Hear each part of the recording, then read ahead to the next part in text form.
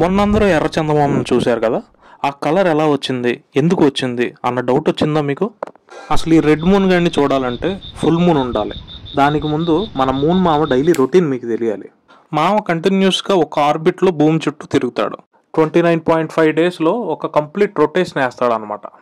ఇలా అయితే ప్రతి నెల చూడొచ్చు అనుకుంటున్నావా? లేదు మామ, మూను ఒక టిల్టెడ్ యాక్సెస్లో తిరుగుతాడు. ఇలా తిరిగేప్పుడు ఎప్పుడైతే ఒకే యాక్సిస్లో మన ముగ్గురు మహానుభావులు వస్తారో అప్పుడు రెడ్ మూన్ ఫామ్ అవుతుంది. ఒక స్ట్రైట్ లైన్లో అలైన్ అవ్వాలి అంటే కనీసం ఒక 6 months టైం పడుతుంది.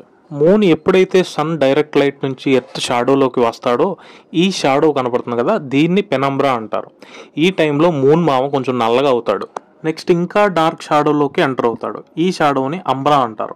ఈ స్టేజ్లో సన్ నుంచి వచ్చే లైట్లో blue and green light earth atmosphere వల్ల స్కాటర్ అవుతుంది.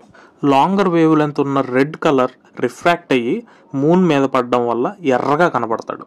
నెక్స్ట్ ఎర్ర చందమామను చూడాలంటే మార్చి 2వ తారీఖు 2026 వరకు వెయిట్ చేయాలి. అప్పుడు గుర్తుండకపోతే సబ్స్క్రైబ్ చేసుకో మామ, నేను గుర్తు చేస్తా.